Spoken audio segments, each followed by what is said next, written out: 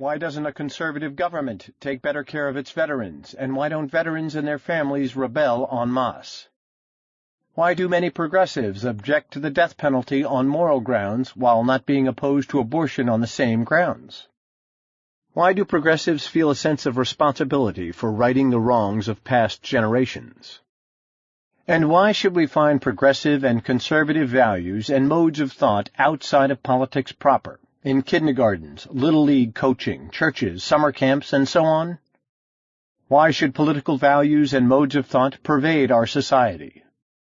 The analysis of Chapter 2, The Politics of Empathy and Authority, did not go far enough to explain all these apparent contradictions, or hypocrisies, some would say.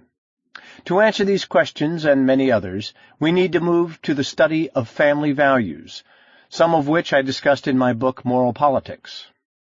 Since writing that book, I've encountered new research on the workings of the brain that sheds new light on the specific form of morality today called family values.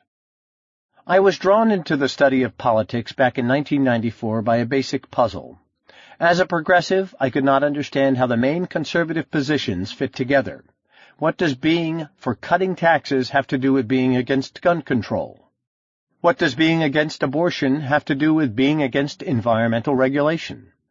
What does advocating for tort reform have to do with shunning gay marriage? What makes the positions fit together sensibly? I have opposing positions on all these issues. How do my views fit together? The 18th century view of the mind doesn't help here. But all these questions have straightforward answers when one looks at how the mind really works.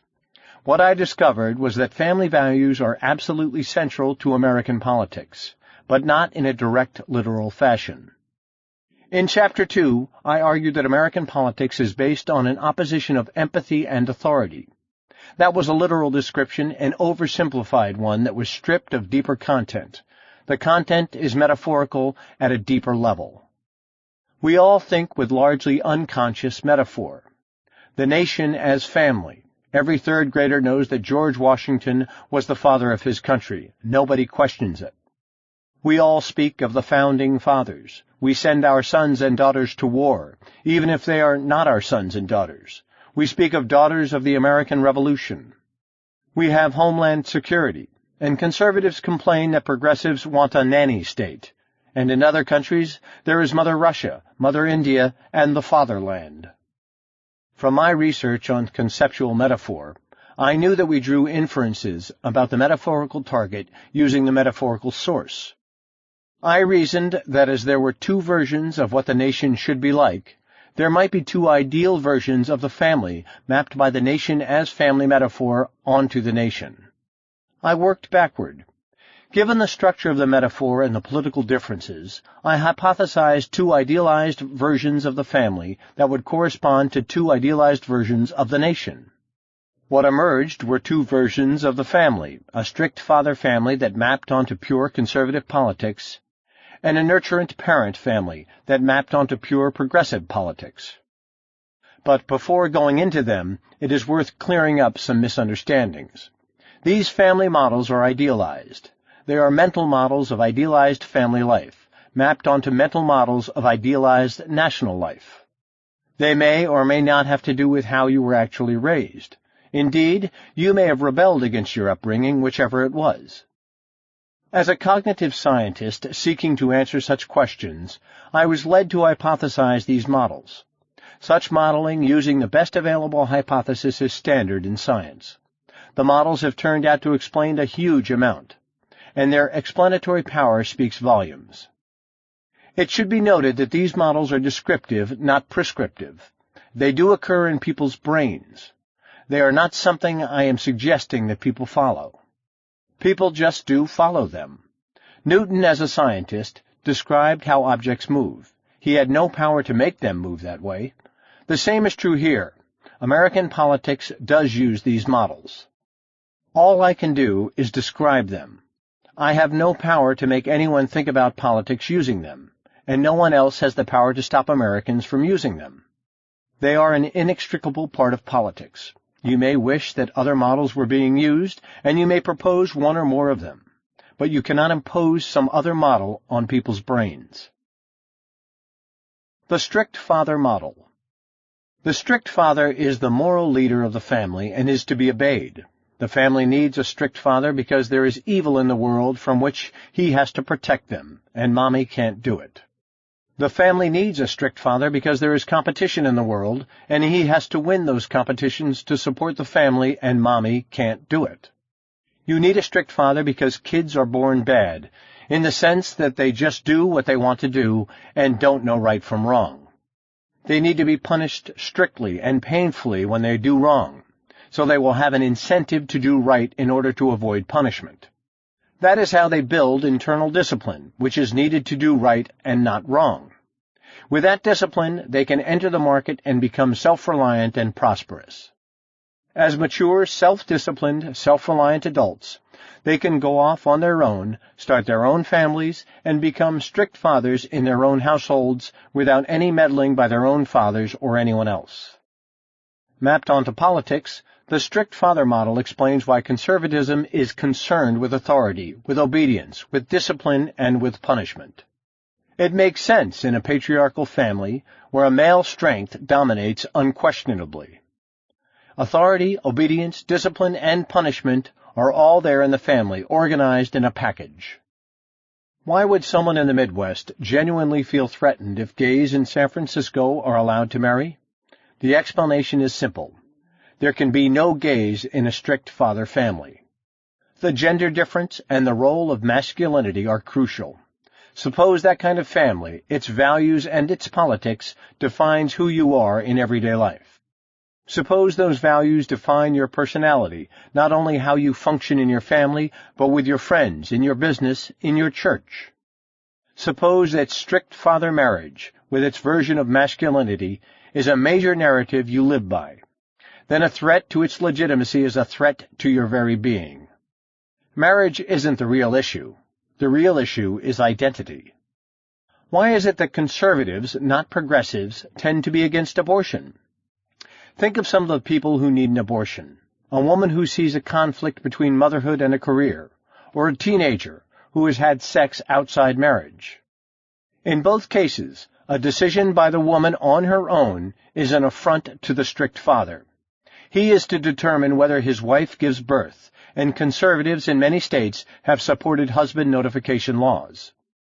The pregnant teenager has disobeyed her father and should be punished, and many states have parental notification laws. There is a second reason as well. For the father to know right from wrong, there must be an absolute right and wrong, and that means that categories must be absolute. If category lines are fuzzy, it could be hard to tell if a rule or law was broken. Absolute categorization requires essences, properties that define absolute categories. Though it took Aristotle to spell out how the theory of essences worked, he was simply noticing the everyday version in the cognitive unconscious. There is an unconscious but pervasive folk theory of essences, in which essences define strict categories. Essences in this folk theory are inherent, don't change over time, and are the causal sources of natural behavior. The logic of essences is all over conservative thought. Take the concept of character. Why do conservatives dote on it? If you can train people to have the right, conservative, moral character, they will do the right things even when not told. As for babies, if they have the essence of a human being at birth, and if that essence cannot change, then they had the essence of a human being before birth, all the way back to conception. The folk theory of essence is not conscious. It just defines intuitive common sense. In a strict father family, it is assumed that the father merits his authority, and indeed, throughout conservatism, hierarchies of power and wealth are justified on merit. Why should CEOs make so much more money than other employees? They deserve it. Competition is crucial. It builds discipline. Without competition, without the desire to win, no one would have the incentive to be disciplined, and morality would suffer as well as prosperity. Not everyone can win in a competition. Only the most disciplined people, who are also the most morally worthy. Winning is thus a sign of being deserving, of being a good person. It is important to be number one.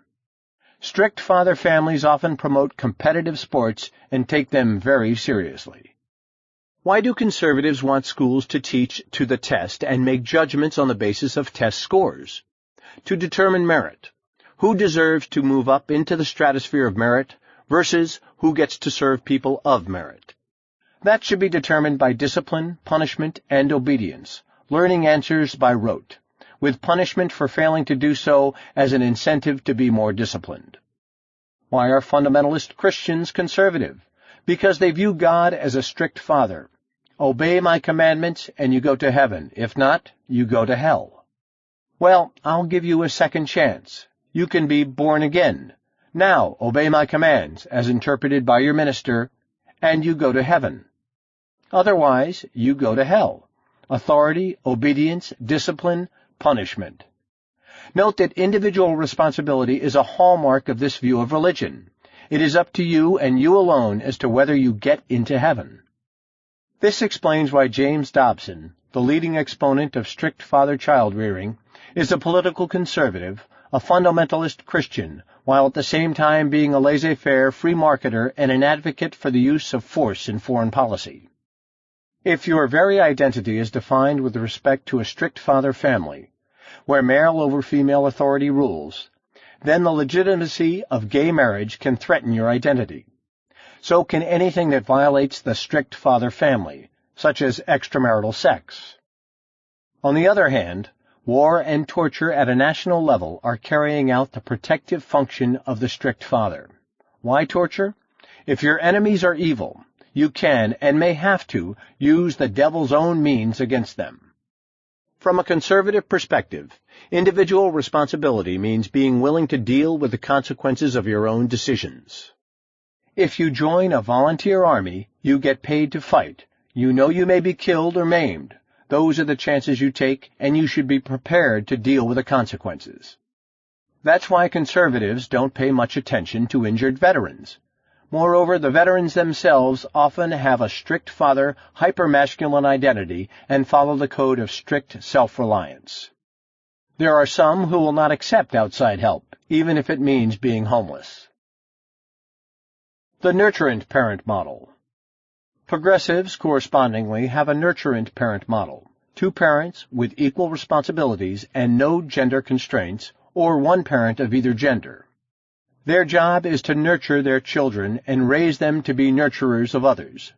Nurturance is empathy, responsibility for oneself and others, and the strength to carry out those responsibilities. This is the opposite of indulgence. Children are raised to care about others, to take care of themselves and others, and to lead a fulfilling life. Discipline is positive. It comes out of a child's developing sense of care and responsibility. Nurturance requires setting limits and explaining them. It requires mutual respect. A parent's respect for children and respect for parents by children must be earned by how the parents behave. Restitution is preferred over punishment. If you do something wrong, do something right to make up for it. The job of parents is protection and empowerment of their children, and a dedication to community life, where people care about and take care of each other. Here we see the politics of empathy emerging in the family. When mapped onto the nation, the result is the progressive politics of protection, empowerment, and community. There is a reason why this model is gender neutral. Fathers can and do form deep positive attachments with their kids. They, as well as mothers, can do all the things required by the Nurturance model. Conservatives, however, often parody this model by describing it as a mommy or nanny model, calling the Democrats the mommy party and speaking of the nanny state. The same is often true of those who grew up with strict fathers and nurturant mothers. But it is a mistake. Nurturance is not gendered and requires strength. This does not mean that conservatives are all literal strict fathers or were raised by strict fathers. It does not mean that deep conservative values and modes of thought are strict father values and modes of thought. And so it goes for nurturant parents and progressives. Biconceptuals, who have both modes of thought in different arenas of life, may differ on what happens in their actual families. But it is common for the model used in one's family to be the model used to define one's identity. The point is simple. Metaphorical thought is natural. We have a nation as family metaphor. We have two very different idealized models of the family, which are mapped by the metaphor onto two very different views of the nation. Our modes of moral and political thought are taken from these models.